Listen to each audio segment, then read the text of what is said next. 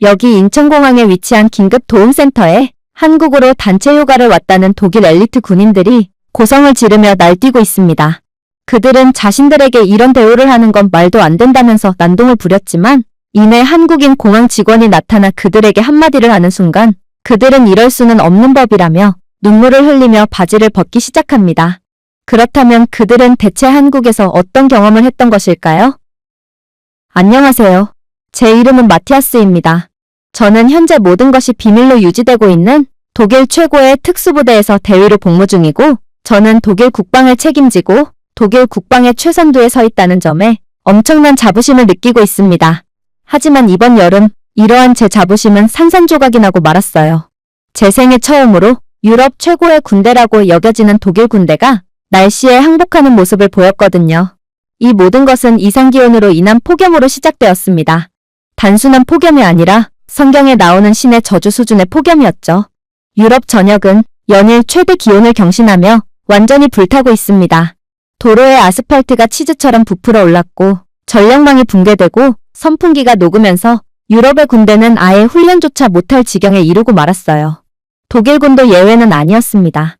저희 특수부대원들의 훈련 막사는 사우나가 되었고 임시방편으로 그늘 아래에서 훈련하기 위해 배치한 전술지휘 텐트는 지지대 솔기에 접착제가 말 그대로 녹으면서 무너졌습니다. 이륙전 드론이 발사대에서 과열되어 폭발하면서 비상훈련이 취소되기도 했어요. 이 때문에 저희 특수부대원들을 비롯한 모든 부대의 야외 훈련은 추후 공지가 있을 때까지 무기한 취소가 되었습니다. 독일 최고의 특수부대의 일원으로서 엄청난 자부심을 갖고 있던 저는 이러한 무기력한 상황에 좌절하며 완전히 자존심이 구겨졌어요. 그러나 정말로 자존심이 곤두박질 치는 상황은 따로 있었죠. 그건 바로 상부에서 저희 팀에게 한국 파견 명령을 내렸기 때문이었습니다. 제가 잘못 들은 줄 알았어요. 한국말입니까? 그래, 대한민국 말이야. 그들은 더위 속에서도 모든 인프라와 시스템이 정상적으로 작동하며 더위 이전이나 지금이나 변함없는 모습을 보여주고 있다고 해. 그들이 더위 속에서 어떻게 사회를 유지시키는지 배워와. 우리 군은 한국의 시스템을 그대로 따라하며 모든 시스템을 개편할 거야. 상부의 명령은 외교적 고물이 아니었습니다. 그것은 정찰 임무였습니다. 독일의 생존을 위해서였죠. 하지만 저를 비롯한 모든 부대원들은 즉각적으로 반발했어요. 한국은 K-팝으로 유명한 연약한 나라일 뿐인데 유럽 최고의 국방력을 자랑하는 독일이 그런 국가로부터 도대체 무엇을 배울 수 있단 말인가요? 그러나 브리핑룸에서 저는 그저 충격적인 자료를 목격하고 그대로 주저앉고 말았죠. 한국의 지하철역은 독일의 병원보다도 더 시원하다고 합니다. 독일에서는 열사병에 걸려 실려온 환자조차 차가운 바람을 쐴 수가 없는데 한국에서는 지하로 내려가기만 하면 극한의 시원함을 느낄 수 있는 것입니다. 당신의 팀이 그 이유를 알아와야 합니다. 저는 이게 무슨 말도 안 되는 거짓말인가 싶어서 그저 헛웃음을 지을 뿐이었습니다. 하지만 상부에서 준비한 영상은 그런 저를 완전히 정색하게 만들었어요. 체감온도가 40도가 넘어가는 상황에서도 거리에서 자전거를 타고 있는 한국인들의 모습이 담겨 있었습니다. 분명 노약자는 폭염에 매우 취약하지만 그럼에도 불구하고 재래시장에서 쇼핑하는 한국인 할머니들, 만원 지하철 안에서도 땀 한 방울 흘리지 않는 한국인들 등 한국은 마치 이번 폭염이 아무 일도 아니라는 듯 너무나도 평범한 일상을 살고 있었어요. 독일에서는 국가적 비상사태가 닥친 상황임에도 말입니다. 이쯤 되자 이번 한국 파견 명령에 특히나 반감을 보였던 크라머마저도 분을 시키며 속삭이더군요.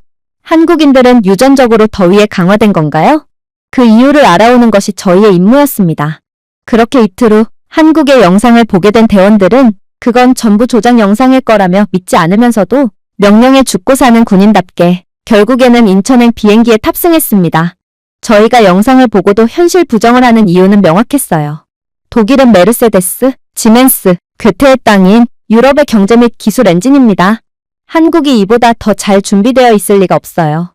그렇게 저희는 장거리 비행 끝에 드디어 한국에 도착하게 됩니다. 그리고 마침내 인천공항에 입성하게 되었을 때 저는 지난달 폭염으로 인해 터미널 바닥이 물결 모양으로 휘어진 프랑크푸르트 공항에서처럼 인천공항도 마찬가지일 거라고 생각하며 발을 내디뎠어요. 하지만 결과는 어땠을까요? 대리석 바닥은 그저 차가울 뿐이더군요. 저는 그때 뭔가 잘못되었다는 것을 알았습니다. 한국인들은 그저 유전적으로 더위에 대비되어 있는 사람들이기에 독일과는 달리 완벽하게 사회를 유지하고 있는 게 아니었어요. 이들에겐 정말로 감추고 있는 비밀이 존재하고 있던 것입니다. 하지만 그러한 충격도 잠시, 저는 이내 도저히 믿기지 않는 충격적인 장면을 목격하고 그대로 얼어붙고 말았습니다. 그건 바로 공항 한편에는 웬 인파들이 줄을 서며 무언가를 기다리고 있었는데 자세히 보니 인천공항에서는 웬 스마트 손목밴드를 나눠주고 있더라고요. 사용자의 생체 데이터를 분석하여 여러 가지 정보를 알려주는 손목밴드였고 삼성이라는 세계 기술의 흐름을 주도하는 유명 브랜드에서 만든 제품이었습니다. 이 손목밴드는 심박수와 수분 수준, 신체 온도, 심지어 스트레스 지수까지 측정하고 이를 사용자에게 알려줌과 동시에 해결책까지 제안하는 기능이 탑재되어 있었어요. 한국 파견에 대한 상당한 반감을 가지고 있던 크라머는 눈을 가늘게 떴습니다. 아니, 이게 대체 뭐야? 한국은 외국인 여행객들의 GPS를 추적하여 감시하고 있는 거야? 저도 독일인으로서 크라머와 비슷한 생각을 가지고 있었습니다. 인천공항 측이 이러한 최첨단 스마트 밴드를 저희에게 대여해 줌으로써 이익을 보는 부분이 무엇인가요? 아무것도 없습니다. 그리고 개인주의 문화를 가진 독일에서는 대가 없이 호의를 베풀어주는 경우는 없기에 저는 이러한 한국 공항의 의도를 전혀 이해할 수가 없었던 거죠. 그러나 그렇게 잔뜩 의심을 품고 있던 제게 한국 공항 직원은 유창한 영어를 구사하며 놀라운 설명을 해오기 시작하더군요. 이 제품은 공중보건용 웨어러블입니다. 한국의 AI 연계, 생체 안전 시스템의 일부죠. 한국에 방문하는 모든 여행객들은 무료로 이 스마트 밴드를 대여할 수 있고 이 밴드는 외부 기후 조건에 적응하는 데 도움이 되어 탈수, 과열 또는 각종 신체적 위험이 있는지 사전에 알려주죠. 당신은 그저 터미널을 떠나기 전에 반납하기만 하면 됩니다. 저는 그저 코웃음을 칠 뿐이었죠. 당연했어요. 한국은 의학적으로 검증된 생체인식 추적기를 보증금 없이 무료로 제공하고 있습니다. 독일 공항에서는 아무리 뜨거운 폭염 상황이라고 해도 공항에 무료로 이용할 수 있는 정수기조차 없습니다. 전기 인프라 붕괴로 인해 에어컨도 가동되지 않고 있죠. 즉, 독일에서는 공항에서 열사병에 걸리면 그저 화장실에서 나오는 뜨거운 수돗물을 마시고 그대로 쓰러지는 수밖에 없습니다. 그런데 여기 한국에서요? 이들은 저희의 신분을 확인하지도 않고 추적하지도 않고 보증금도 없이 스마트 기기를 대여해주고 있어요. 그냥 실내로만 운영되는 말이 안 되는 대여 방식이었습니다. 독일 공항에서는 새로 비치해둔 터치스크린 체크인 키오스크를 누군가 통째로 훔쳐갔습니다. 이렇듯 최첨단 기기를 비치해두기만 하면 누군가 훔쳐가버리니 독일 공항에서는 공항 이용객들의 편의성을 위해 시스템을 업그레이드하려야 할 수가 없는 것이고 그저 수십 년은 된 아날로그 방식을 계속해서 사용해야만 하는 것입니다. 그야말로 스스로 퇴보하는 중이죠. 하지만 한국에서는 얼굴도 본 적 없는 외국인들이 자신들이 대여한 생체인식 장치를 반환해줄 거라고 믿고 있습니다. 그래서 저는 그들을 믿어보기로 했어요. 저희 대원 중 뼛속까지 독일인인 나스는 은행 계좌에서 몰래 돈이 공제될 것이라며 손목밴드 착용을 거부했습니다. 한국인 직원이 부드럽게 손을 뻗어 손목밴드 착용을 도와주자 그는 손대지 마세요. 대여비를 몰래 청구할 것을 누가 모를 줄 아나요? 라고 외쳤거든요. 하지만 저는 그런 나스의 어깨를 조용히 토닥이며 한 번만 한국을 믿어보자고 속삭였어요. 한국이 먼저 저희를 믿어줬듯이 저희도 한국을 한번 믿어보는 거였습니다. 그렇게 저희 모두는 손목밴드를 착용하게 됩니다. 손목밴드는 저희의 체온을 모니터링해 주었고 제가 수분이 부족해질 때면 공항 전역의 냉각 구역과 정수기에 접근할 수 있도록 위치 정보까지 제공하더군요. 덕분에 저는 제때 수분을 공급받을 수 있었고 이러한 모든 것을 꿰고 있으며 사용자에게 적재적소의 정보를 제공할 수 있도록 하는 한국의 기술력에 혀를 내두를 뿐이었습니다. 하지만 그러한 한국에 대한 감탄은 얼마 가지 않았어요. 저희는 곧 이곳 공항에서 충격적인 장면을 목격하게 되었고 그대로 공포에 질리고 말았거든요. 저희 대원 나스는 이내 괴성을 지르며 가스가 새고 있거나 화학 스프레이다 라고 외쳤는데 정말로 그가 가리킨 곳에는 웬 입자가 자욱하게 깔려 있었거든요. 그런데 이상하게도 그러한 연기는 3초 만에 그대로 사라지고 말았죠. 아무래도 눈에 보이지 않는 유독 가스가 분명해 보였습니다. 독일 공항에서는 현재 폭염으로 인해 가스관이 폭발하거나 다문화 정책의 부작용으로 인한 특정 세력의 공항에 대한 공격 행위가 잦기에 이러한 상황에 저희는 패닉에 빠진 채 긴장할 뿐이었는데요. 하지만 그렇게 공포에 빠진 저희를 본 다른 한국인 시민은 저희에게 다가와 유창한 영어로 충격적인 말을 해오기 시작하더군요. 놀라지 마세요. 이건 AI로 제어되는 나노미스트 시스템이랍니다. 안개 입자는 너무 미세해서 피부에 즉시 증발하여 상변화 냉각을 통해 과도한 열을 곧바로 식혀주고 있어요. 그러니 이 미스트를 맞은 사람은 축축하다는 느낌을 받을 새도 없이 시원함을 느끼는 것입니다. 굳이 예시를 들자면 이건 에어컨의 업그레이드 버전과 같죠. 그런데 이 입자는 분사 즉시 곧바로 증발돼서 확인하기가 여간 어려운 게 아닌데 당신들은 이걸 어떻게 확인한 건가요? 당신들은 특수부대원이라도 되는 건가요? 저는 그저 할 말을 잃고 말았습니다. 그가 같은 군인들조차 밝혀내지 못하는 저희의 비밀스러운 정체를 단번에 알아차린 것보다도 한국은 에어컨조차 없는 독일 공항과는 달리 에어컨에 더해 환상적인 기술력으로 놀라운 쿨링 시스템을 구비해둔 것이 믿기지가 않았기 때문입니다. 독일에서는 현재 과열로 인해 선풍기마저 전부 고장나고 있고 그래서 선풍기가 설치된 구역에서는 수많은 사람들이 땀을 뻘뻘 흘리며 더위를 쫓고 있는 게 현실인데 한국에서는 자신이 덥다는 사실을 느낄 새도 없이 시원함을 느낄 수 있다니 무슨 이런 마법 같은 나라가 다 있나 싶어 황당함을 느끼지 않을 수가 없었죠. 하지만 저를 진정으로 경악의 도가니에 빠뜨렸던 한국의 모습은 따로 있었습니다. 저는 인천공항의 놀라움에 향연을 감탄하며 계속해서 이동하다가 뭔가 이상함을 느끼게 되었거든요. 지금과 같은 엄청난 폭염의 상황에서 또 인천공항 내부에는 사람들도 상당히 많았기에 이 정도로 쾌적한 온도를 유지하는 것은 거의 불가능한 상황이었거든요. 한국은 도대체 또 무슨 비밀을 숨기고 있는 것인가요? 그리고 크라머의 외마디 비명소리는 저희의 운명을 완전히 바꾸어버리고 말았습니다. 대위님, 지금 당장 신발을 벗어보세요. 바닥이 이상해요. 그리고 그렇게 신발을 벗게 된 저는 그야말로 얼이 빠지고 말았어요. 저는 인천공항에 처음 발을 디뎠을 때 차가운 바닥은 그저 시원한 공기로 인해 자연적으로 차가워진 거라고 생각했습니다. 하지만 바닥은 에어컨으로 인해 간접적으로 시원해진 것이 아닌 바닥은 자체적으로 낮은 온도를 유지하고 있었어요. 저는 바닥 자체를 시원하게 만드는 기술력은 들어본 적조차 없어요. 하지만 한국은 에어컨 하나만으로는 절대로 이 정도로 쾌적한 온도를 유지할 수 없는 상황을 더욱더 미친 듯한 기술력과 아이디어로 불가능을 가능하게 만들었던 것입니다.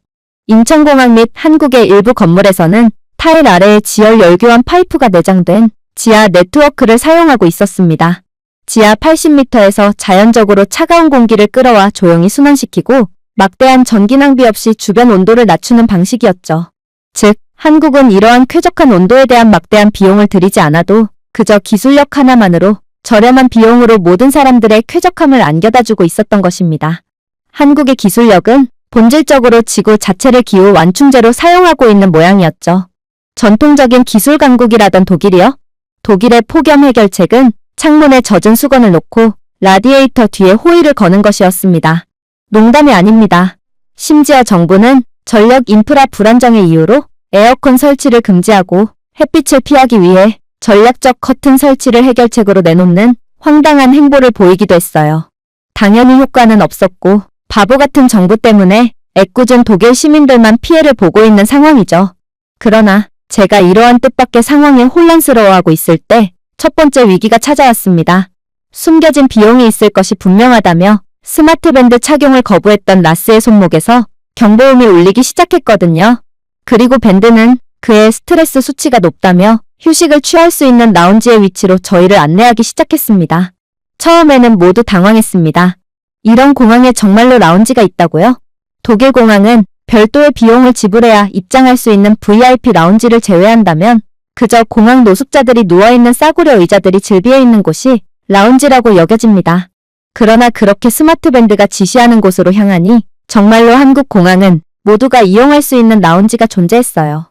심지어 이 라운지는 독일의 VIP 라운지보다 더욱 수준 높은 모습을 자랑하고 있었죠. 시원한 물을 마실 수 있는 정수기뿐만 아니라 차가운 젤패드 쿠션이 있는 좌석, 심지어 이곳에는 푹신한 간이 침대까지 있었기에 적어도 한국에서만큼은 독일 공항에서처럼 의자에 쭈그려 자거나 혹은 더러운 바닥에 박스를 깔고 잘 필요는 절대로 없었습니다.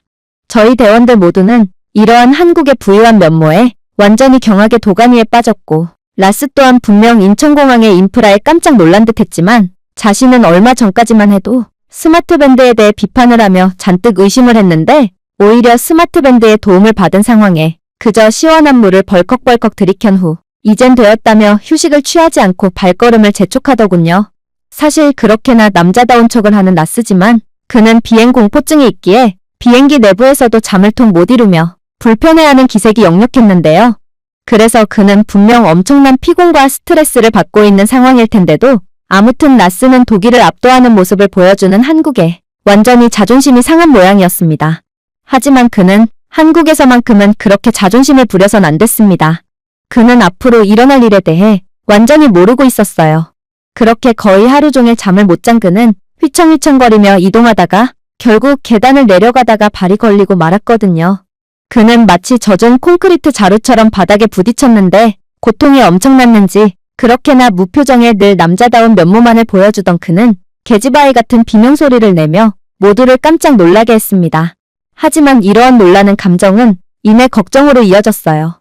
그는 거의 걷지도 못할 정도의 부상을 입은 모양이었는데 독일 공항에서는 이러한 구급 상황에 도움을 받을 수 있는 방법이 전혀 없거든요. 부끄러운 이야기지만 독일 공항에서는 다치면 그냥 끝장입니다. 의료 인프라가 열악한 독일에서는 공항에 구급대원이나 의료시설 자체가 아예 없거든요. 그래서 아무리 심각한 부상을 당한다고 해도 치료를 받을 수가 없고 2시간 거리에 있는 가장 가까운 구급차를 기다려야 합니다. 공항 직원들도 당연히 도움을 제공하지 않죠. 괜히 도와줬다가 독박을 쓸 수도 있으니 독일 공공시설에서 다치면 책임을 묻지 않겠다는 6가지 양식을 작성하고 계속해서 기다려야 할 뿐입니다. 라스도 이 사실을 잘 알고 있었기에 그는 좌절스러운 표정을 지으며 계속해서 고통을 호소할 뿐이었어요. 그런데 그때 절대로 일어나서는 안 되는 일이 일어나기 시작했습니다. 이곳 한국에서는 20초 만에 네이비 조끼와 흰색 장갑을 낀 2명의 직원이 침착하고 체계적이며 장비를 갖추고 저희를 향해 달려왔거든요. 그들은 전문적인 솜씨로 라스의 상태를 체크했고 이내 들 것을 펼치더니 라스를 어디론가로 데려가기 시작했는데요. 라스는 자신은 돈이 없다며 지금 들 것에 실린다면 호송료로 수백만 원이 청구될 것이 뻔하다며 소리를 질렀지만 그러면서도 그는 거절에 행동조차 하지 않은 채 마치 갓난아기처럼 얌전히 들 것에 실리더군요. 그런데 저는 순간적으로 뭔가 이상함을 느꼈습니다. 저는 공항에 이러한 부상자에 대한 긴급 시스템을 갖춘 국가를 본 적이 없어요. 당연했죠. 이건 비용이 상당히 많이 드는 작업이거든요. 심지어 독일에는 이러한 부상이라는 긴급한 상황을 노려 의료요원인 척을 하며 들것에 태운 후 이내 으슥한 뒷골목으로 데려간 뒤 돈을 뜯어내는 수법의 사기가 성행하고 있습니다. 돈을 주지 않는다면 다친 환자를 어디인지도 모르는 곳에 버리고 그냥 가버리죠. 이러한 상황 속에서 구조대원들이 20초 만에 저희를 발견하는 게 말이나 된다는 말인가요? 이건 거의 한국인들은 라스가 부상을 당할 것을 예측이라도 해야 가능한 속도였습니다. 그래서 저는 그들이 사기꾼임을 확신하고 그들에게 도대체 지금 어디를 가는 거냐며 이건 사기가 분명하다며 맹렬히 따지게 되었어요.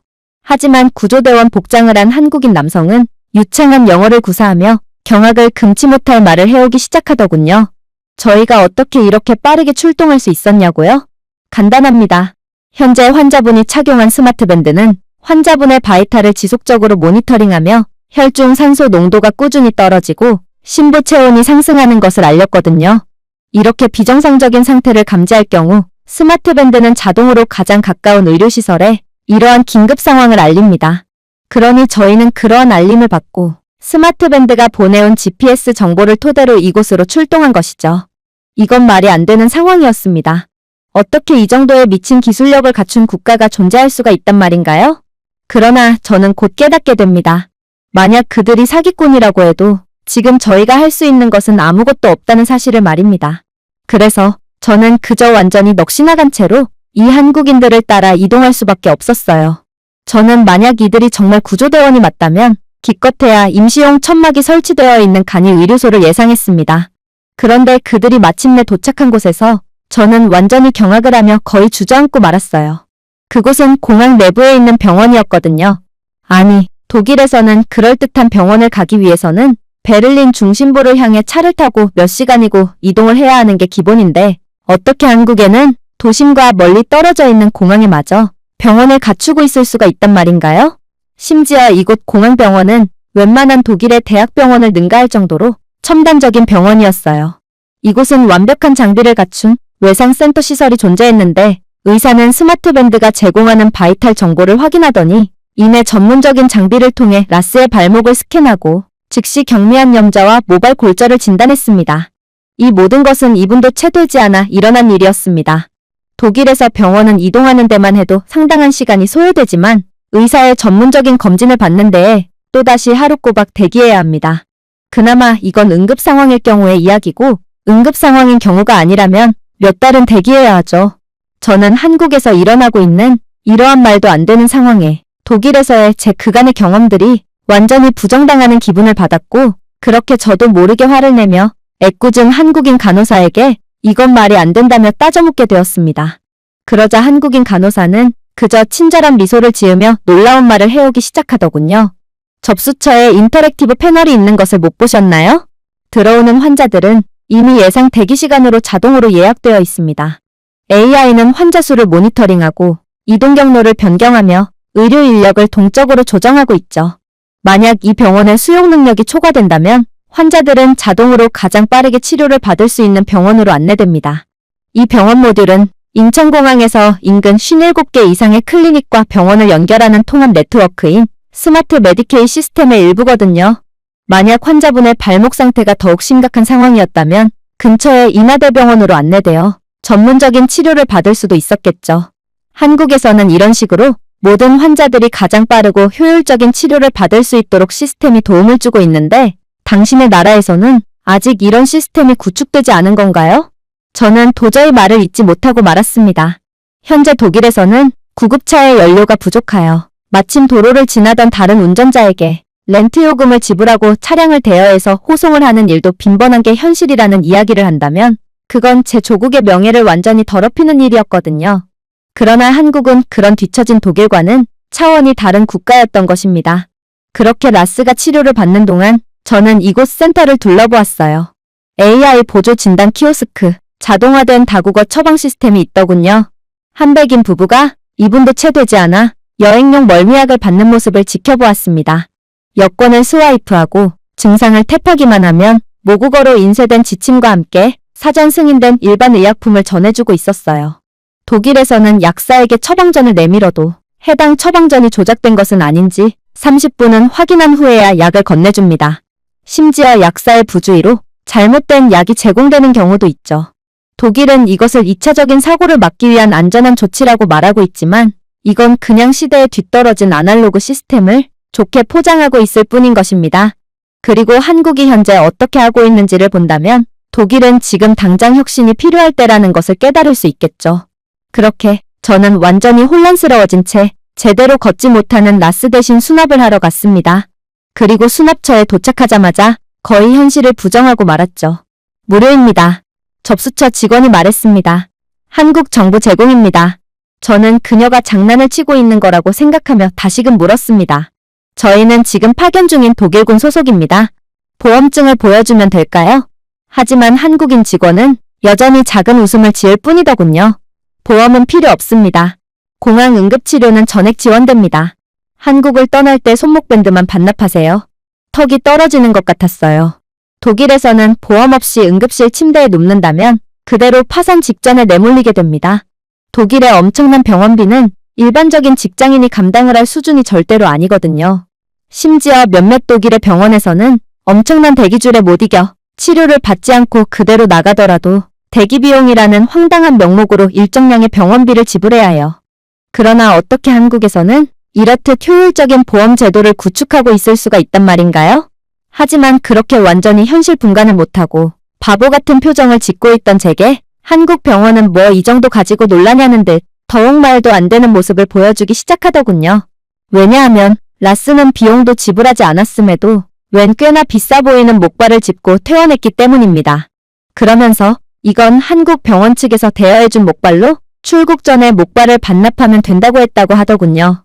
저는 이건 도저히 말이 안 되는 상황이라고 판단했고 그렇게 아무런 보증금도 없이 신분증도 맡기지도 않고 목발을 대여해준다면 이러한 대여 목발은 반납이 제대로 이루어지지 않아 전부 사라지고 말 거라고 말했습니다. 하지만 한국인 직원은 이러한 제 말을 이해조차 못하는 눈치더군요. 그녀는 아예 물건을 훔치는 행위 자체를 이해하지 못하는 듯 제게 도대체 목발을 왜 훔치는 거냐고 역질문을 해왔거든요. 독일에서는 목발이나 의료 장비를 대여해주는 시스템 따위는 없습니다.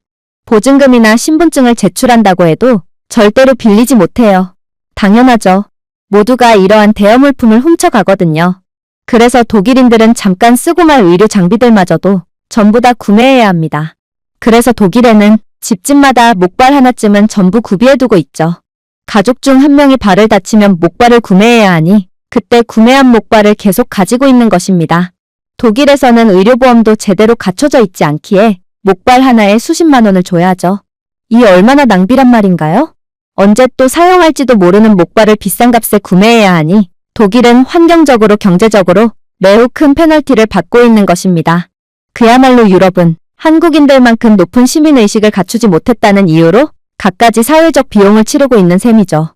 그렇게 저희 모두는 이제 한국이 두려워지기 시작했고 저희에게 더는 좌절감을 안겨다 주지 말라고 거의 기도를 한 채 한국 공항에서 도망쳐 나갈 뿐이었습니다.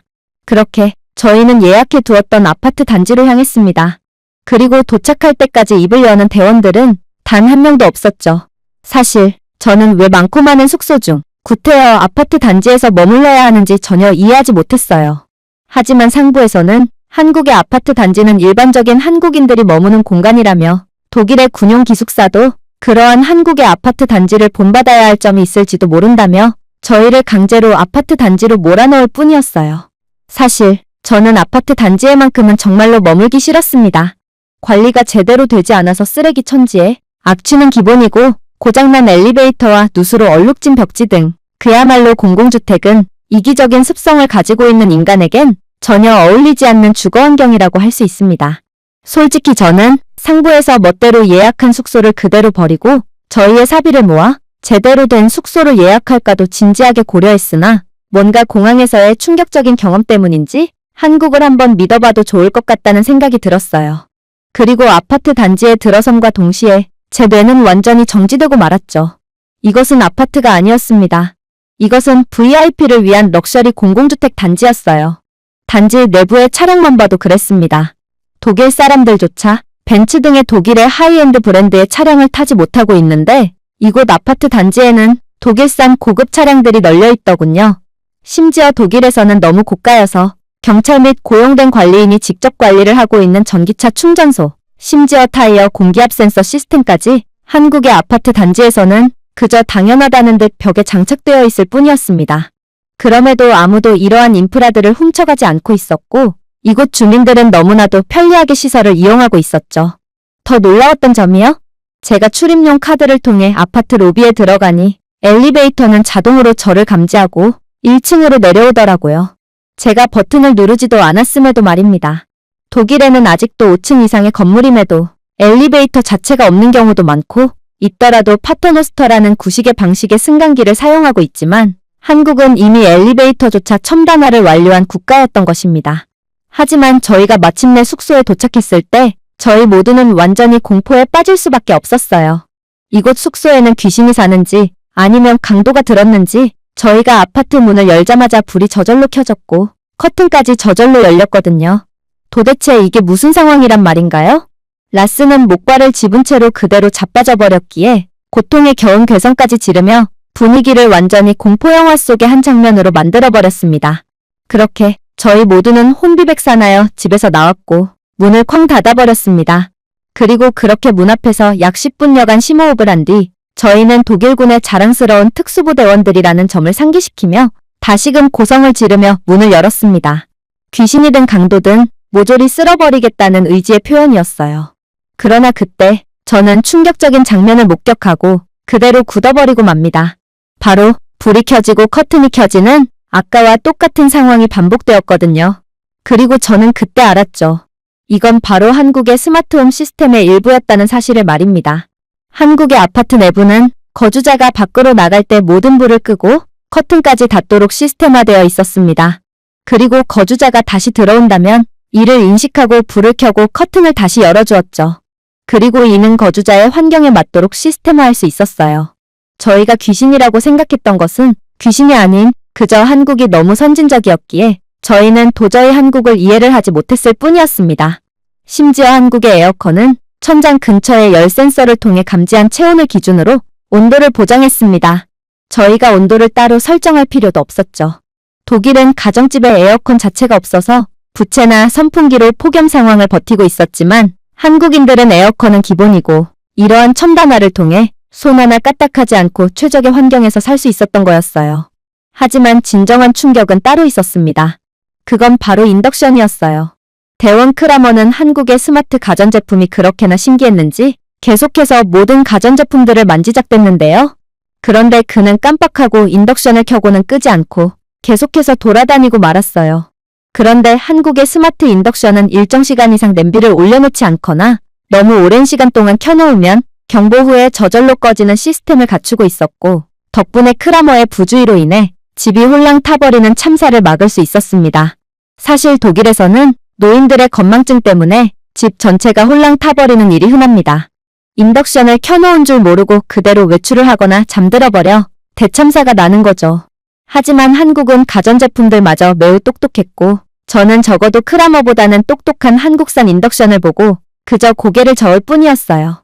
그렇게 저희는 짐을 풀고 나와 일정을 소화하기로 했습니다.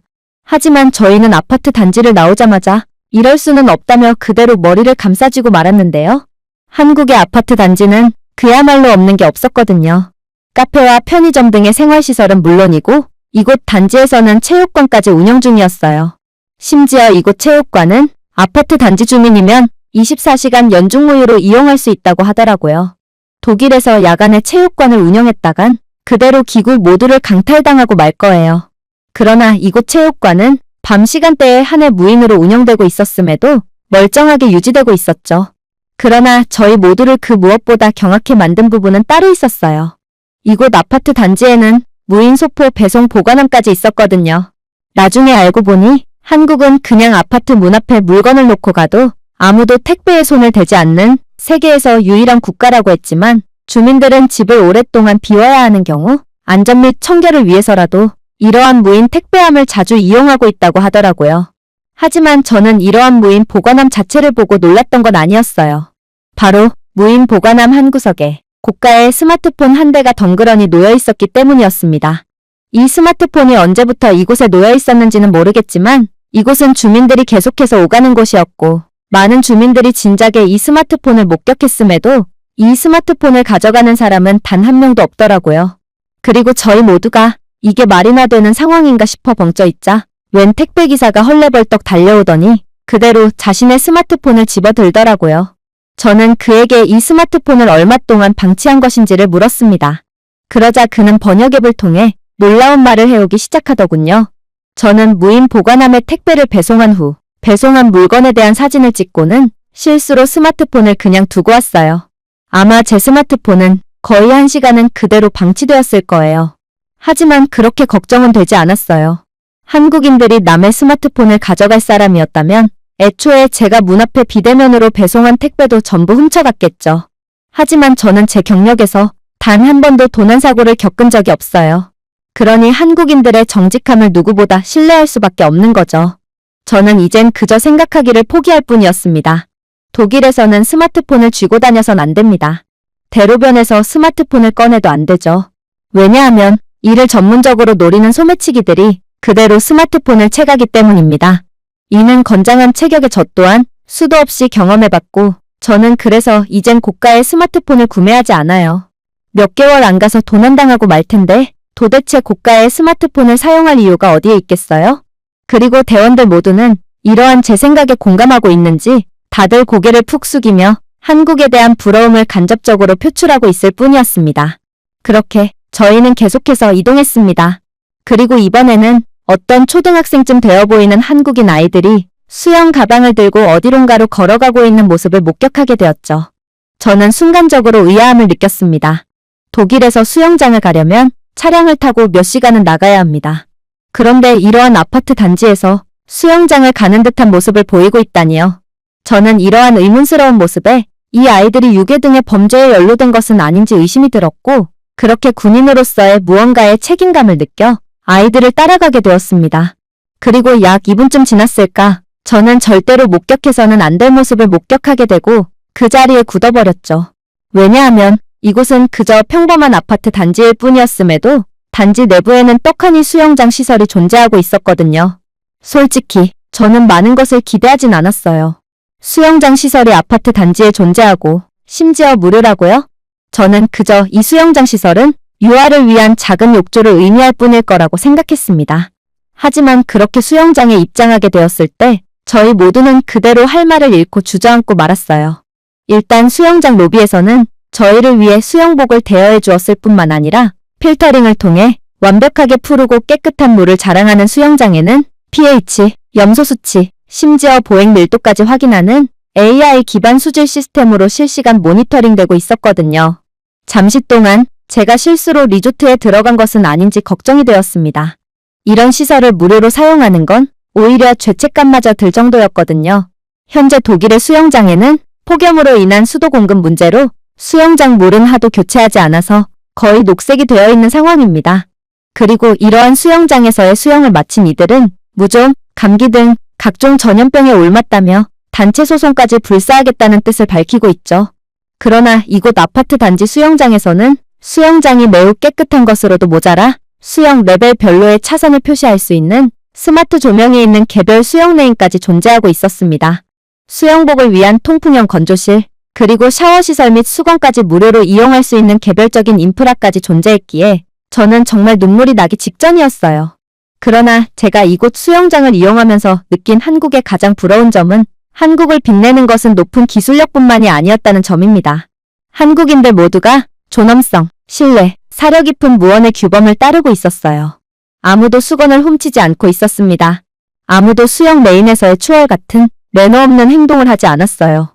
언제부터인가? 아니면 원래부터 그랬나 모르겠지만 독일에서는 이제 사람들의 선함을 더 이상 믿지 않게 되었습니다. 독일인들은 화장실에 가기 귀찮다는 이유로 수영장 물에 그대로 볼일을 해결하고 있는 것만 봐도 이들의 매너 수준을 단적으로 보여준다고 할 수 있는데, 그래서 독일 수영장에서 몸을 담그고 있다 보면 1시간에 한 번꼴로 뒷사람에게서 스멀스멀 풍기는 따뜻한 기운을 느낄 수 있고, 수영을 하다 보면 정체불명의 갈색 덩어리들이 물속에서 춤을 추는 것을 볼 수 있습니다. 그러나 한국의 수영장에서는 그러한 모습을 볼 수도 없었고, 아마 한국인들 모두는 그러한 수준 이하의 모습을 죽었다 깨어나도 경험할 수 없을 거라는 확신이 들 뿐이었어요. 이게 바로 한국과 독일의 수준 차이를 여실히 보여주고 있던 것입니다. 그렇게 저희는 수영을 마친 뒤 다시금 일정을 이어나갔습니다. 저는 걸을수록 현재 유럽의 닥친 폭염이 얼마나 과장되었는지를 곧바로 느낄 수 있었어요. 독일은 덥긴 덥지만 한국처럼 습하지는 않거든요. 하지만 독일은 한국보다도 선선한 날씨를 유지하고 있으면서도 국가 기능 자체가 거의 마비된 상황입니다. 도시 전체는 마치 라디에이터에 남겨진 버터처럼 녹아내리고 있죠. 대중교통은 계속해서 연착 및 취소되고 있고, 기차는 아예 선로가 녹았다는 이유로 운행 중지가 된 지 오래예요. 그야말로 독일은 인프라 및 사회 시스템이 완전히 붕괴되어 버린 상황인 것이죠. 하지만 한국에서는 전혀 달랐어요. 독일보다 훨씬 더웠음에도 불구하고 한국의 도시는 너무나도 원활하게 작동하고 있었죠. 그리고 저희 모두는 한국은 어째서 가능했던 건지를 경험을 통해 그 누구보다 잘 알고 있었습니다. 아파트 밖으로 나서는 순간 저는 연꽃 꽃잎 모양의 작은 캐노피가 인도를 가로질러 흩어져 있는 것을 발견했습니다. 그 아래에는 미세한 안개가 간헐적으로 뿌려져 보행자를 부드러운 증기로 식히고 있었어요. 스마트 그늘막 모듈이라고 적혀 있더군요. 한글을 독일어로 번역해보니 이 스마트 그늘막은 자외선 수준과 인구 밀도에 따라 실시간으로 조정되며 뜨거운 공기를 식히고 있다라고 했습니다. 저는 그저 눈을 깜빡일 뿐이었어요. 독일에서는 버스 정류장에조차도 그늘이 전혀 없습니다. 독일도 시도해보지 않은 것은 아니었어요. 한때 도심 광장에 미스트 시스템을 설치하려고 했지만 3일 만에 고장나서 사람이 직접 나서서 호스로 물을 뿌리기 시작했죠. 자, 그렇다면 한국의 버스 정류장은 어떨까요? 한국에서 버스 정류장은 단순한 정류장이 아니었습니다. 극한의 기후에 잠시 몸을 대피할 보호구역이었죠. 각 정류장에는 별도의 실내 공간이 구비되어 있었는데 이곳에는 에어컨이 설치되어서 시원한 온도를 유지하고 있었을 뿐만 아니라 실시간 도착 보드, 전자기기 충전 포트, 심지어 일부 지역에서는 자외선 반사 유리와 인공지능 공기순환 시스템까지 갖추고 있었습니다. 그러니 이곳 버스 정류장은 그야말로 최첨단 기후 피난처라 불리기에 손색이 없었죠. 저는 이러한 한국의 인프라에 감탄을 연발하면서도 뭔가 알 수 없는 슬픔과 분노의 감정이 들기도 했어요. 한국인들은 길을 걷다가 더우면 이곳 버스 정류장에 들어와 휴식을 취하면 됐지만 독일에는 집에서조차 에어컨 시설을 찾아볼 수 없기 때문에 아무리 더워 죽을 것 같아도 더위를 이겨낼 방법 자체가 없거든요. 하지만 독일이 이러한 한국의 인프라를 따라할 수 있을까요? 저는 그게 절대로 불가능한 일이라는 것을 아주 잘 알고 있습니다. 만약 독일에 이러한 스마트 버스 정류장이 생긴다면 독일인들은 에어컨과 전자기기 충전 포트뿐만 아니라 고가의 첨단 소재 유리까지 전부 다 떼어서 훔쳐가 버릴 것이기 때문입니다. 그야말로 이건 전 세계에서 오직 한국에서만 가능한 시스템이란 말이죠. 도대체 저는 왜 한국으로 파견 온 것일까요? 한국이 더위를 놀랍도록 완벽하게 극복하고 있는 건 그냥 이들의 수준이 높아서입니다. 그리고 이건 독일이 따라하고 싶다고 따라할 수 있는 것이 아니죠. 그러나 이러한 회의감을 느끼고 있던 그때 저는 다시 한번 충격적인 장면을 목격하고 못 본 척 눈을 감을 뿐이었어요. 한국의 포장도로는 그야말로 조금의 망가짐 없이 완벽한 상태를 유지하고 있었거든요. 당연히 저는 한국의 포장도로 관리 상태 그 자체를 보고 놀랐던 것이 아닙니다. 지금은 엄청난 햇살이 그대로 내리쬐고 있는 상황이에요. 그런데 어떻게 한국의 포장도로는 녹지 않고 그대로 유지되고 있을 수가 있단 말인가요? 그리고 저는 곧 한국의 포장도로는 일반 콘크리트처럼 보이지만 그저 일반적인 콘크리트는 아니라는 것을 인지하게 됩니다. 한국의 포장도로는 표면 온도를 최대 섭씨 12도까지 낮추도록 설계된 열 반사 아스팔트를 사용하고 있다고 했어요. 한국이 자체 기술력으로 개발한 미세 세라믹 코팅을 사용하여 자외선을 덜 흡수하고 햇빛을 반사하고 있었죠. 이건 포장도로가 스펀지처럼 열을 흡수한 다음 차량의 타이어 및 보행자의 신발을 토스트처럼 구워버리는 독일의 상황과는 완전히 반대되는 모습이었어요. 오죽했으면 현재 독일의 일부 지역의 도로에서는 아스팔트가 죄다 녹은 상황에 운전 자체가 불가능해서 교통망 자체가 붕괴된 상황입니다. 그러나 한국은 도대체 몇 수 앞을 내다본 국가길래 이렇듯 전 세계의 고통을 완전히 초월한 모습을 보여주고 있다는 말인가요? 저는 나중에서야 한국은 여름은 아프리카보다도 덥고 겨울은 시베리아만큼 추운 극한의 기후를 가진 국가기에 모든 인프라 및 시스템이 이러한 극한의 상황에 맞게 설계되었다는 것을 인지하게 됩니다. 이러한 극한의 기후는 예전에야 한국의 도구로 작용했겠지만 결국 한국을 더욱 단단하고 완벽하게 준비된 국가로 만들기에 충분했고 지금과 같은 전 세계적인 이상기후 상황에서는 오히려 모든 국가들을 아득히 초월해버리는 선진적인 모습으로 작용한 모양이었어요. 그러나 그렇게 한국에 대한 감탄을 하고 있을 무렵 저는 그만 충격적인 장면을 목격하고 그대로 얼어붙고 말았습니다. 저희가 공원에 도착했을 때 어린아이가 공원 분수대에서 놀다가 그대로 분수대에 담긴 물을 마시는 장면을 목격하게 되었거든요. 저는 거의 기겁을 하며 아이를 말렸습니다. 당연했죠. 독일의 분수대를 생각한다면 이곳 물은 절대로 마셔서는 안 될 구정물이기 때문입니다. 독일의 야외 분수대는 박테리아로 가득 차 있을 뿐더러 술에 취한 사람들이 하도 대소변을 봐서 근처에도 가고 싶지 않은 지옥의 물로 변해버린 지 오래죠. 그러나 다른 한국인이 저희에게 다가오더니 이곳 물은 마셔도 된다는 듯 손짓을 하는 거 아니겠어요? 그리고 제가 조사해보니 한국의 공공분수대에서 사용되는 물은 삼중으로 여과되어 유아가 마실 수 있을 만큼 안전했고 애초에 한국의 물은 상당히 깨끗했기에 마셔도 전혀 문제가 없다고 하더군요. 한국은 물까지 깨끗한 축복받은 국가였을 뿐더러 혹여나 아이들이 분수대 물을 마실 것까지 계산해서 이미 안전한 시스템을 갖추어 두었던 것입니다.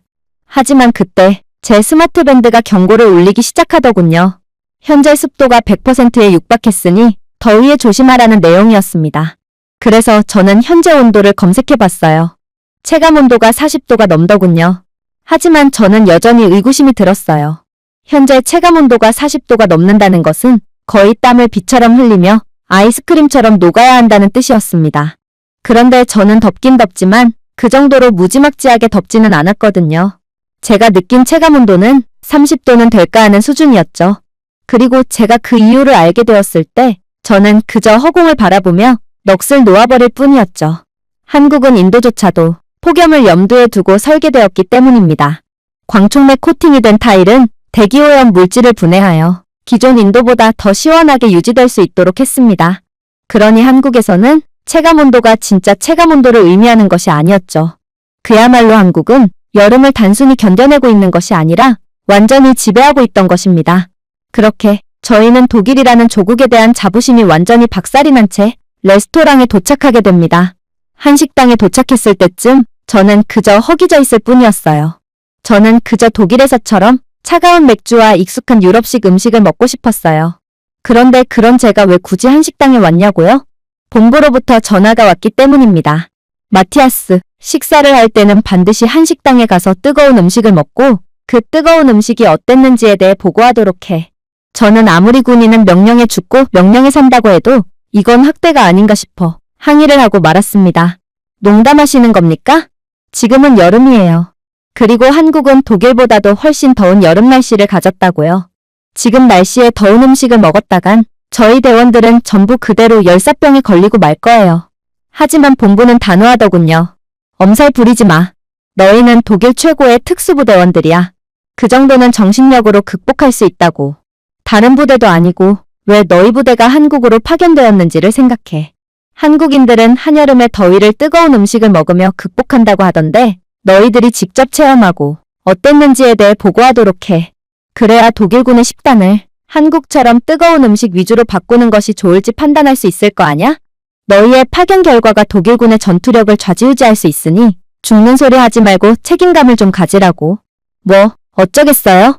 그래서 저희는 갈비탕을 먹으러 온 것입니다.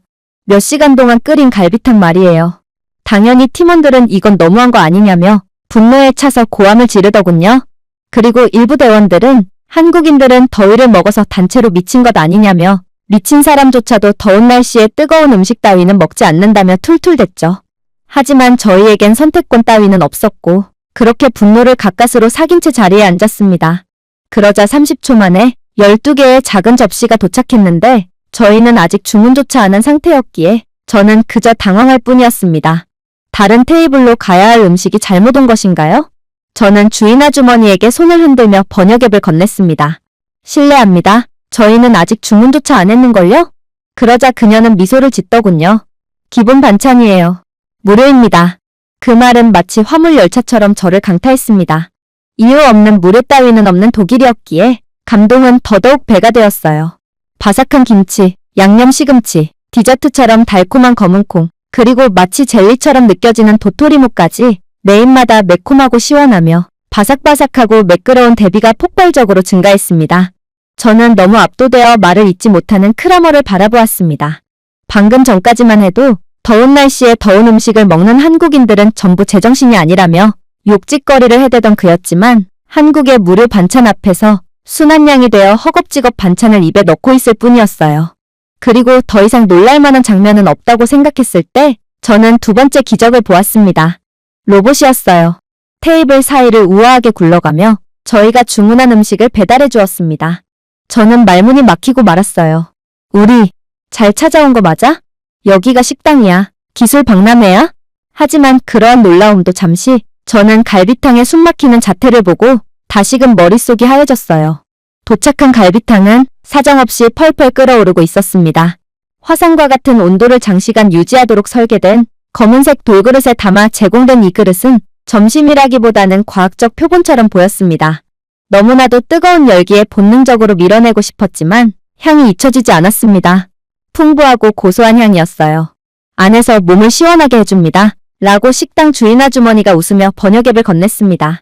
땀은 내부 열을 조절하는 데 도움이 되거든요. 글쎄요. 그건 과학적으로 봤을 때 말이 안 되는 소리였습니다. 안 그래도 더운 날씨에 더운 음식을 먹는데 어떻게 시원함을 느낄 수가 있단 말인가요? 하지만 한국은 과학의 경지를 초월한 국가였습니다. 갈비탕은 단순한 음식이 아니었거든요. 마늘, 파, 대추, 사고를 몇 시간 동안 끓인 갈비탕은 영양소와 전해질이 체내에 넘쳐나는 동시에 땀을 통해 열을 방출하도록 몸을 격려했어요. 그리고 김치와 함께하는 갈비탕의 풍미는 정말 제가 먹어본 모든 음식을 애들 장난으로 만들 정도로 대단했죠. 그리고 저희 모두는 한국인들이 왜 여름철에 뜨거운 음식을 먹는지 완벽하게 이해를 하게 됩니다. 놀랍게도 저희는 모두 이해하지 못할 시원함을 느끼고 있었거든요. 그러나 그때 외마디 비명소리가 울려 퍼지기 시작했습니다. 한식에 가장 미쳐있던 크라머가 청양고추 슬라이스를 생도로 착각하고 2개를 입에 넣었거든요. 그는 마치 누군가 두개골 안에서 후추 수류탄을 터뜨린 것처럼 딸꾹질을 하고 비틀거리며 눈물과 콧물을 잔뜩 쏟고 있었습니다. 그리고 그 즉시 놀라운 일이 벌어지기 시작합니다. 저희 대원들 모두는 바보같이 울고 있는 크라머를 보고 조롱을 하며 웃고 있었지만 한국인 아주머니는 그 즉시 찬물과 쿨링 타월을 가져와 크라머를 지배하는 열기를 식힐 수 있도록 도움을 주고 있었거든요. 심지어 그가 어느 정도 회복되자 옆 테이블에 있던 한 아주머니는 자신의 장바구니에서 우유 하나를 꺼내주더군요. 그리고 저희 모두는 생전 처음 보는 외국인에게도 사랑과 관심을 나눠주는 한국의 아름다움에 감탄을 할 뿐이었습니다. 그렇게 저희는 살면서 가장 만족스러웠던 식사를 마쳤습니다. 독일에서 이 정도 식사 퀄리티라면 당연히 팁을 제공해야 했습니다. 그래서 저희는 테이블에 팁으로 지폐를 놓고 왔어요. 그런데 그때 놀라운 일이 벌어지기 시작했어요. 바로 주인 아주머니가 뒤늦게 달려나와서 저희가 돈을 두고 갔다며 팁으로 제공했던 지폐를 다시 돌려주었거든요.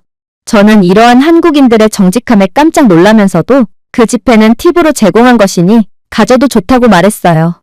하지만 이 아주머니는 역시나 놀라운 말을 해올 뿐이더군요. 한국은 팁 문화가 없는 국가예요. 그저 맛있는 음식과 친절한 서비스가 기본으로 여겨질 뿐이죠. 당신이 음식에 만족했다면 저는 그걸로 기뻐요. 한국인들은 음식을 1시간 뒤에 가져다줘도 팁을 요구하는 독일인 직원들과는 차원이 다른 사람들이었던 것입니다. 그렇게 저희는 계속해서 이동했습니다. 그리고 편의점 앞에서 초등학생조차 안 되어 보이는 소년이 아이스크림을 구매한 뒤 기분 좋게 나오는 장면을 목격했죠. 아이의 근심 없는 순수한 웃음을 보니 저까지 마음이 맑아지는 기분이었어요. 하지만 이내 아이는 그대로 넘어지며 아이스크림을 땅바닥에 흘려버린 거 아니겠어요? 아이는 자신이 넘어졌다는 사실보다 자신의 한 입밖에 먹지 않은 아이스크림을 땅바닥에 흘렸다는 사실 자체에 더욱 마음이 아픈 모양이었습니다. 그리고 넋을 놓고 울기 시작했죠. 그런데 그때 충격적인 일이 일어나기 시작했어요. 한 중년의 남성이 그 모습을 보더니 이내 새로운 아이스크림을 사온 뒤 아이에게 건네주었거든요. 그가 아이의 아버지라도 되는 거라는 말인가요? 하지만 그렇다기엔 소년의 표정은 너무 극적이었습니다. 소년의 눈물은 믿기지 않는 표정으로 바뀌었고 그 후 약간은 고민하다가 이내 해뜨듯 얼굴이 환해졌거든요. 저는 그저 조용하게 읊조릴 뿐이었어요. 저 사람이 소년의 아버지일까? 그러자 크라머는 고개를 가로젓더군요. 그렇게 보이진 않네요. 아마 독일에서 이런 행동을 하는 사람은 유괴범이거나 소년에게 무슨 짓을 할 꿍꿍이가 있는 것이 분명하다고 여겨지죠. 과연 한국도 마찬가지일까요? 저희는 어른으로서 아이를 지켜줘야 할 의무가 있어요. 맞습니다. 독일에서는 낯선 사람이 어린이에게 아이스크림을 사준다면 그대로 그루밍 혐의에 대해 법정에서 자신을 변호하게 될 것입니다. 그러나 저는 남성의 행동을 계속해서 감시할수록 그저 얼이 빠질 뿐이었습니다. 남성은 정말로 100% 호의만을 가지고 있었는지 그냥 소년에게 아이스크림을 건네주고는 그대로 갈 길을 가버렸거든요. 저는 문득 독일에서의 경험을 떠올렸습니다. 독일에서 관대함은 의심의 여지가 있는 행동으로 여깁니다. 극심한 개인주의 문화권인 독일에서는 대가 없이 남에게 호의를 베풀어주는 경우를 거의 찾아볼 수 없거든요. 베를린에서 누군가 지하철 좌석을 제한한다면 그건 지갑을 더 꽉 쥐고 있어야 한다는 것을 의미하죠. 그야말로 유럽에서는 모든 친절은 의심스러운 행동으로 여겨야 한다는 것입니다. 하지만 저희는 이러한 한국인 아저씨의 친절의 모습을 보고도 아직 교훈을 얻지 못했죠. 얼마 후 목발을 짚고 있는 라스는 어렵사리 자신의 스마트폰을 꺼내다가 결국 스마트폰을 땅바닥에 떨어뜨리고 말았습니다. 그러자 한국인 여성이 거의 반사적으로 라스의 스마트폰을 향해 손을 뻗었어요. 라스는 순간적인 당황스러움을 느꼈는지 그대로 내 물건을 만지지 마 라고 외치더군요. 여성은 눈을 깜빡였습니다. 그런 다음 황당하다는 표정을 지으며 영어로 말을 건네오더군요. 저는 당신의 스마트폰을 주워주려고 했던 것뿐입니다. 당신은 목발을 짚었기에 몸이 불편하잖아요. 그게 당신에게 공격적으로 느껴졌다면 사과드릴게요. 유럽에서는 누군가 무거운 가방을 들어주겠다고 하면 가방을 꽉 쥐고 지갑을 확인해야 합니다. 그 말은 짐을 들어주는 척하며 그대로 훔쳐가거나 도움을 대가로 돈을 요구하겠다는 뜻과 다름이 없거든요. 그러한 문화적 환경에서 자라면서 저뿐만 아니라 라스는 자발적인 친절 행위가 사기나 소설 속에서나 나오는 말도 안 되는 에피소드라고 믿게 되었죠. 그래서 한국인의 관대함을 접했을 때 이러한 다소 무례한 반응을 해버린 것입니다. 그렇게 라스는 자신의 행동이 잘못되었다는 것을 인지하게 되었고 이내 여성에게 진심 어린 사과를 하며 용서를 구했어요. 한국인 여성은 흔쾌히 라스의 사과를 받아주었고, 그렇게 저희 모두는 정상적이지 않은 사회적 분위기 속에서 살아왔다는 것을 인지하며 한국에 대한 감탄을 할 뿐이었죠. 더 놀라웠던 점이요? 한국은 심지어 도시의 인프라마저도 이러한 공감을 반영하고 있었다는 것입니다. 한국의 보행자 경보 시스템은 그 대표적인 예라고 할 수 있죠. 번잡한 교차로에서 횡단보도 신호등이 녹색으로 바뀌면 부드러운 멜로디가 흘러나오고 도로변에는 LED 조명이 내장되어 있습니다. 이것들은 단순한 보여주기식 인프라가 아니었습니다. 휴대폰을 바라보는 사람들을 위해 설계되었습니다. 문자 그대로 이봐, 납작해지기 전에 고개를 들어봐 라고 말하는 듯한 시스템이었어요. 독일에서요? 독일에서는 현재 전력 불안정으로 인해 신호등조차 제대로 안 켜지는 게 현실이에요. 심지어 가로등조차 꺼져 있어서 인적이 드문 밤에 횡단보도를 건너는 건 그야말로 분노의 질주를 하고 있는 차량에 의해 비명행사하기 딱 좋다고 할 수 있죠. 한국은 자판기마저도 그냥 허투루 만들지 않았다는 것을 말씀드린다면 어떨까요? 크라머는 자판기에서 음료 하나를 샀는데 그는 목발 때문에 실수로 잘못된 상품을 선택했습니다. 그는 혼란에 빠진 채 에너지 음료를 바라보며 좌절할 뿐이었어요. 그러자 그런 라스를 인식한 자판기의 화면이 깜빡였습니다. 잘못된 선택인가요? 10초 이내에 여기를 탭하여 취소하고 다시 선택하세요. 자판기에 환불 기능이 있다고요? 그는 자판기가 음료수만 그대로 쏙 가져가고 돈은 돌려주지 않을 것을 기대하며 자신의 음료수를 투입했습니다. 그러나 자판기는 정말로 돈을 환불해 주더군요. 저희는 그저 할 말을 잃어버릴 뿐이었습니다. 이런 기술력은 들어본 적조차 없거든요. 그렇게 저희는 한국은 도대체 뭐하는 국가인가 싶어 넋이 나간 채 청계천으로 향하게 됩니다. 솔직히 저는 청계천에 대해 그다지 기대하지 않았습니다. 시내를 관통하는 강이었어요. 깨끗해봤자 얼마나 깨끗할까요? 도시 중심부를 가로지르는 강은 필연적으로 오염이 될 수밖에 없습니다.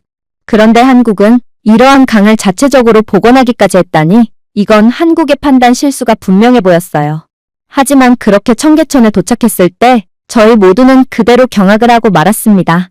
넓은 보행로와 우아한 계단으로 둘러싸인 청계천은 울타리나 경고가 아닌 사람들이 어리석은 행동을 하지 않으리라는 것을 가정하고 만들어진 그야말로 신뢰하는 디자인으로 둘러싸여 있었습니다. 솔직히 독일에서는 이러한 공개된 형태의 강은 절대로 제대로 유지할 수가 없을 거예요. 그러나 한국은 그런 독일과는 차원이 다른 국가인지 이들은 완벽하게 청결한 상태로 청계천을 성공적으로 유지하고 있었어요. 물론 청계천은 기술적으로도 경이로운 곳이었습니다. 한국의 급속한 산업화 과정에서 콘크리트와 교통체증 속에 묻혀있던 11km 길이의 이하천은 세계적인 수준의 엔지니어링으로 부활했다고 했거든요. 지표면 아래에는 펌프, 산소 주입 시스템, 이물질여과 장치로 구성된 네트워크가 흐르고 있는데 수질은 실시간으로 지속적으로 모니터링되며 이상 징후가 감지되면 자동 대응 시스템이 작동하기에 365일 변함없이 최고의 상태를 유지할 수 있다고 했습니다. 특히나 여름에는 청계천의 진면모가 어김없이 발휘됐죠. 처음에 청계천에 도착했을 때 저는 말 그대로 왜 이렇게 시원한지 이해할 수 없었습니다. 개울가의 바람은 거의 에어컨이 작동하는 것 같을 정도였거든요. 그러자 저희의 가이드를 맡은 민지 씨는 웃으며 설명하더군요. 청계천은 열섬 효과를 감소시키는 역할을 하거든요. 물은 증발 흐름을 통해 주변 공기를 식히고 있죠. 또한 청계천 중간중간에 안개 분수를 배치하여 여름철 온도를 더욱 내리고 있어요. 그랬습니다. 이곳 청계천에는 수백 미터마다 섬세한 미스트 시스템이 부드러운 스프레이를 방출하는데 이는 불쾌한 습도를 유발하지 않으면서 주변 온도를 섭씨 3, 4도 낮출 수 있을 정도로 효과적인 방법이라고 했어요. 독일에 있는 도시를 가로지르는 강들은 사실상 애물단지와 다름이 없습니다. 사람들은 그곳에 쓰레기를 하도 무단으로 버려대기에 강의 색깔은 진작에 갈색으로 변한 지 오래며 현재 독일에는 만약 강을 대대적으로 파본다면 시체 몇 구쯤은 틀림없이 발견될 거라는 우스갯소리까지 존재할 정도죠. 그만큼 관리가 전혀 안 되고 있기에 강에서 나는 냄새가 오히려 불쾌감만 유발하고 있습니다. 실제로 독일에서는 강을 끼고 있는 집의 집값은 주변 시세보다 이상할 정도로 낮은 상황이죠. 하지만 한국은 전혀 달랐어요. 한국이 건설한 모든 인프라는 그야말로 완벽하게 유지관리되며 시민들의 삶을 윤택하게 하는 데 도움을 주고 있었죠. 하지만 가장 충격적이었던 점은 따로 있었어요. 저는 청계천을 걸으면서 물속의 돌들 또한 단순히 장식적인 것이 아니라 계산된 디딤돌이라는 것을 깨닫게 되었거든요.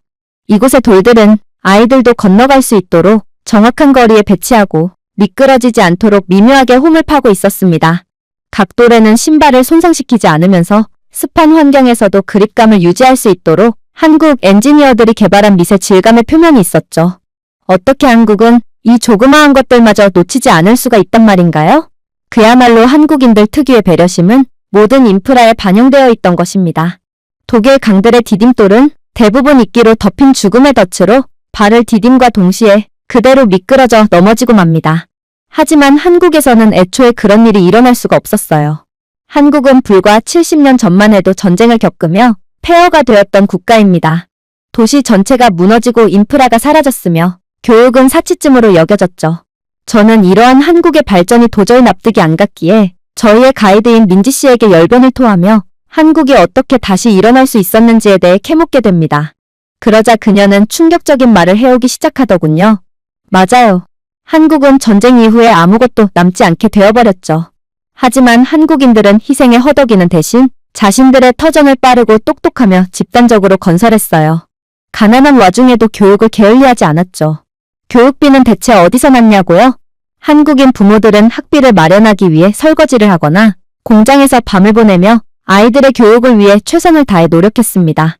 처음에 저희는 고장난 수입품에서 전자제품을 역설계했습니다. 한국은 외국 지하철 시스템을 해체하여 어떻게 작동하는지, 어떻게 더 잘 작동할 수 있는지를 공부했어요. 아무도 저희에게 손을 내밀어주지 않았거든요. 그 결과 지금은 어떻게 되었을까요? 오늘날의 서울 지하철 시스템은 세계에서 가장 우수하다는 평가를 받고 있습니다.